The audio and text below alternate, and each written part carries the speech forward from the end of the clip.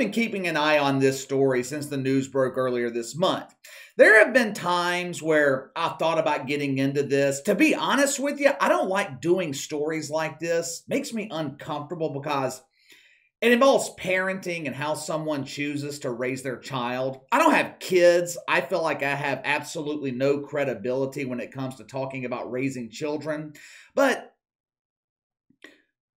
there's a huge difference in criticizing a parent's choice to allow their daughter to wear makeup at 12 years old, or allowing their 16-year-old son to stay out all night without a curfew, allowing their teenagers and friends to drink at the house, thinking that it's better for them to drink at home under your supervision than having them out drinking in the streets. Those are decisions almost every parent is faced with. There's a huge difference criticizing a parent over something like that and criticizing their decision to allow their preteen son or their teenage son to change his gender. The husband's supposed to be the leader of the household. Children, they will naturally look to their mothers for emotional support, but they look to their fathers for leadership and direction. In the house of Wade, it is abundantly clear to me who the leader is. It's abundantly clear who plays the role of husband and who plays the role of wife. We might as well start calling Dwyane Wade Dwyane Union because his husband Gabe is leading the family. Earlier this month, the New York Post reported that Dwyane and Gabe Union filed papers with the courts to have their son Zion's name legally changed to Zaya. They're also petitioning the court to have his gender legally changed from male to female. The parents have to file this paperwork because Zaya is a child, 15 years old. When you file paperwork like this, you have to provide reasoning for the change. Just telling the judge or the courts, my son saw the movie Meet the Parents. Greg Fokker says you can milk anything with nipples. My son noticed that he had nipples too and believes they can provide milk for the world. He now thinks he's my daughter. That bullshit ain't gonna cut it, but that's okay. That's okay. Dwyane and Gabe, they provided a plethora of reasons as to why their child's name and gender should be changed and recognized legally. For starters, according to Dwyane, Zaya Wade approached him at 3 years old, and told his father that he was actually a girl. One of my nephews is 3 years old, the younger one. I see him all the time, spend a lot of time with him. When I walk in the door at my sister's house and he approaches me, you know what he does?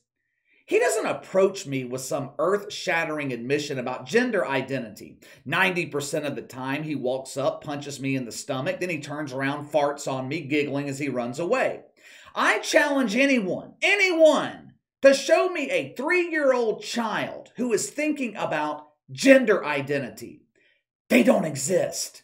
This is taught behavior. This is learned behavior. I want you to remember that because this all comes full circle here in a second. Wade and Gabe claim in this paperwork that this legal change is in their child's best interest. It will help him be more comfortable when introducing himself to others. It will help him with food orders. Food orders? I've never been to a restaurant where they have asked for my ID to confirm my gender. I've never been through the drive-thru at Popeyes and the cashier asks which gender goes with this order. But what the hell do I know? I'm not an expert in rectomology like Wade and Gabe. Last year, Dwyane Wade explained what his job was as a father. His mentality as a father is rather interesting. Watch for yourself. So whoever you are, whoever you're going to be, it's my job as your father, as your parent, to facilitate those things and put you in a position to succeed at those things. It's not my job to change who you are, Brandon.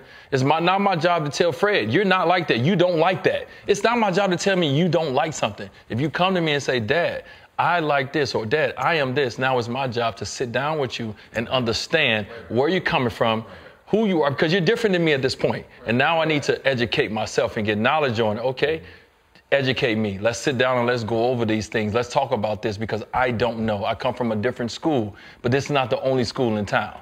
So it's my job to understand that as a parent. If you got one way of doing things, that's for you. But your kids need more. Again, I am not a parent, so maybe I'm confused about the roles of a father here. All I can go on is how my dad raised me. I always thought it was the parent's job to look out for the best interest of the child. Dwyane said, "It's not my job to change you, it's my job to put you in position to succeed in who you want to be." Interesting. So, if at 9 years old, your son tells you he wants to be the next Pablo Escobar, are you helping him realize that dream? If your son tells you that he wants to be a professional wrestler, are you going to buy him a wrestling ring and let his friends DDT him over and over, risking concussions? If your son tells you he wants to grow up and be an emotional support shovel, are you going to buy him a sandbox? Last I checked, there's not much money to be made in the business of ESS. Now, I know these examples are exaggerated, but the concept here is the same. Every year, millions of kids tell their parents they want to be the next Tom Brady or LeBron James. Do those parents allow their kids to drop out of school and play football and basketball all day, every day? No.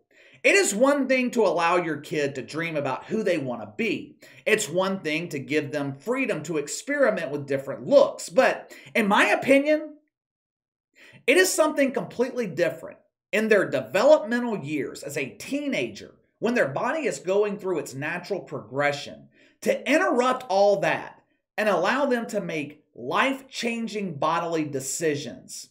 Now, Dwyane Wade is right about one thing. It is not his job to change who his son is. It's his job to lead him, look out for his best interests.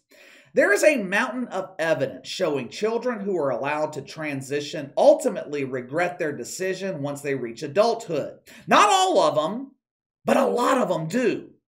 What is the harm of letting your child grow up and then make this decision? Zaya Wade only has 3 years until he's an adult. Why can't he do it then?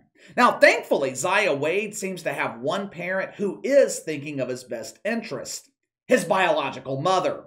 Unfortunately, she has no legal standing, but she is trying to block this from happening anyway. She filed paperwork with the courts on Monday, trying to block this name and gender change from going through. She also claimed that Dwyane Wade and his husband Gabe are pressuring the child to go through with this legal transition so they can capitalize on it financially.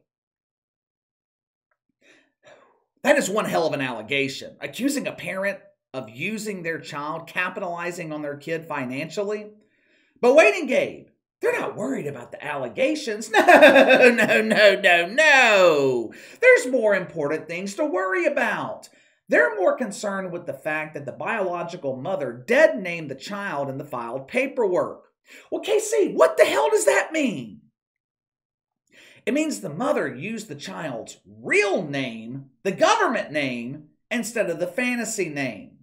According to the mother, she met with Dwyane Wade back in April, and he openly admitted that the family's making a lot of money off Zaya, stands to make a hell of a lot more based on this potential transition.